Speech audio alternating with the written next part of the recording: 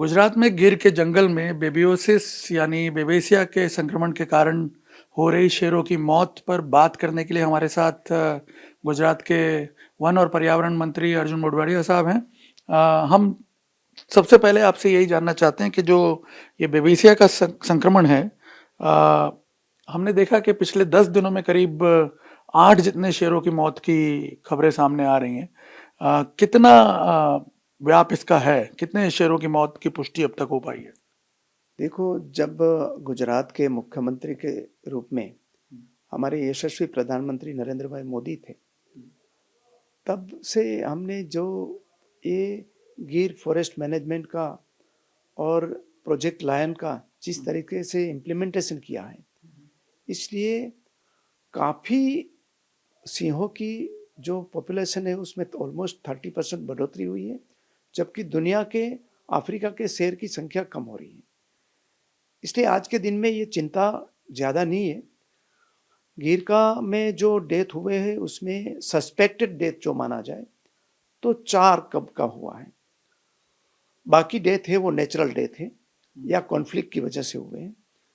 और ये बेबीसिया है, वो चिचड़ी नाम के एक पैरासाइट जंतु है जो हाँ, वो चिपक जाते हैं, तो उसको टिकिंग करना चाहिए। वो टिकिंग की प्रोसेस अभी चल रही है।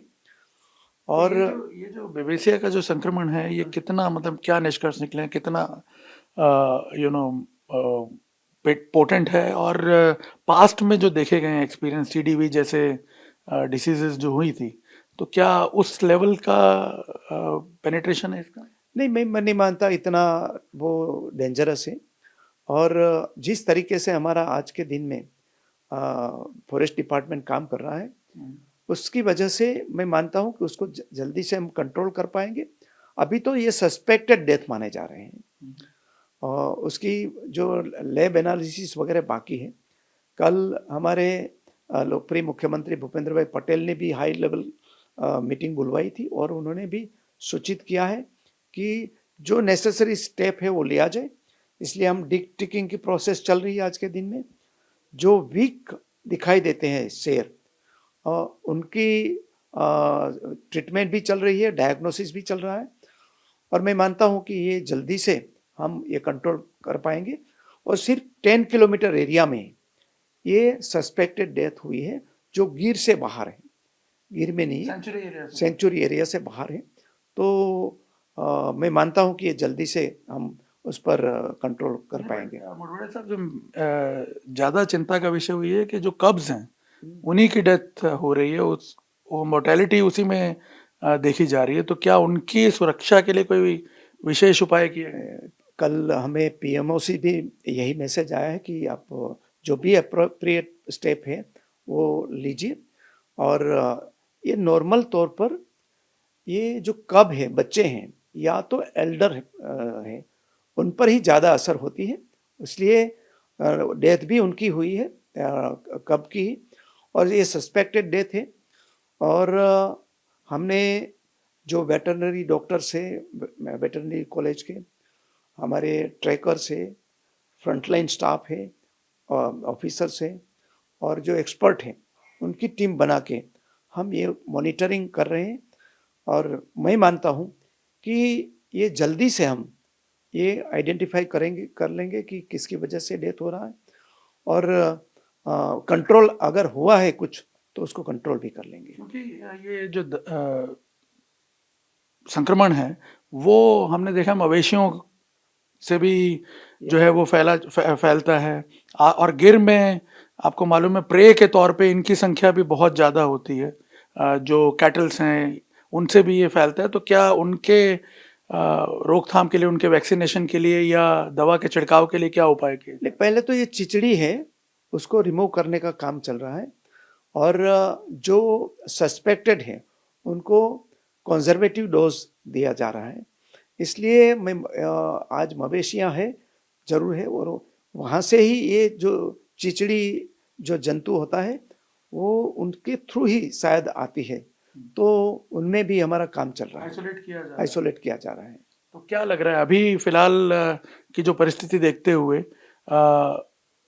क्या जो कार्निवोरस एनिमल जो है, जो लायन है, उसको आइसोलेट करने की और ज्यादा जरूरत है? क्या इस वक्त उपाय किए जा रहे हैं? नहीं, जो एरिया में ये सस्पेक्टेड डेथ हुआ है वहाँ हम ये एक्शन ले रहे हैं। बाकी के एरिया में हम ऑब्जर्वेशन कर रहे हैं और नेसेसरी जो प्रिवेंटिव स्टेप लेना चाहिए वो ले रहे हैं। देखो, ये गुजरात में आज पूरी जब हमारे प्रधानमंत्री जी ने big cat alliance, international big cat alliance की जो रचना की और उसमें बहुत सारे देश जो बिग कैट के जहाँ पॉपुलेशन है वो सब जुड़े, उनके बाद एक कॉन्फ्रेंस यहाँ सासन में प्रधानमंत्री जी खुद आए थे और नेशनल वाइल्ड लाइफ जो बोर्ड है उनकी मीटिंग भी वहाँ रखी थी, बिग कैट अलायंस की मीटिंग भी वहाँ रखी थी। और वहाँ अफ्रीका जहाँ शेर है, जहाँ अफ्रीकन शेर है, वहाँ के प्रतिनिधि भी आए थे और उन्होंने काफ़ी हमारे फॉरेस्ट मैनेजमेंट का तारीफ की थी कि वहाँ पॉपुलेशन कम हुई है, जबकि हमारी पॉपुलेशन बहुत ज़्यादा अच्छी तरह से बढ़ी है। और ये गिर सेंचुरी के एरिया से बाहर भी बहुत सारे लायंस आ गए। इतना ही इसीलिए आपने अभी जब प्रोजेक्ट लाइन की भी बात की, तो जो एक्सटेंडेड एरिया जो है वहाँ पे भी अब इस तरह के संक्रमण से बचाने के लिए, इस तरह की आपदाओं से बचाने के लिए लाइन को शिफ्ट करने की जो योजनाएं थी, जैसे पोरबंदर में आप ही का इलाका है, बर्डा सेंचुरी वगैरह की जो डेवलपमेंट की बात थी, कहाँ तक पहुंचा है उसमें? देखो, ये लायन का सेकंड होम के लिए बहुत सालों से 1982 से तैयारी कर रहे थे और उसके बाद नेचुरल वे पर अपने आप ही एक लायन पोरबंदर के पास बर्डा सेंचुरी में पहुंचा और आज 24 लायन पर का एक परिवार वहाँ बन गया है। इसलिए कितना ग्रोथ है। और हमारा फॉरेस्ट मैनेजमेंट जो हमारे प्रधानमंत्री नरेंद्र भाई की अगुवाई में कितना बढ़िया है कि 2023 में एक लायन आया और आज 24 लायन वहाँ सेटल हुए हैं और हेल्दी है। वहाँ इनिशियली कोई कॉन्फ्लिक्ट है नहीं, इसलिए पॉपुलेशन बहुत ही अच्छी तरह बढ़ा हुआ। इसलिए मैं आश्वस्त करता हूँ जो हमारे लायन लवर हैं और वाइल्ड लाइफ लवर हैं उनको, कि उसमें चिंता का बहुत ज़्यादा कोई करने की ज़रूरत नहीं है। जो भी है वो कंट्रोल कर लेंगे और ऐसा वायरस आते रहते हैं, जाते रहते हैं और हम उसको टैकल करने के लिए हमारे पास पूरी क्षमता है और हमारा फॉरेस्ट डिपार्टमेंट पूरी क्षमता से काम कर रहा है। आखिरी सवाल कि टोटल कितने प्राइड ऐसे होंगे जो अफेक्टेड होंगे इसमें? मैंने कहा कि ये 10 किलोमीटर का एरिया है, उसमें हम मॉनिटर कर रहे हैं।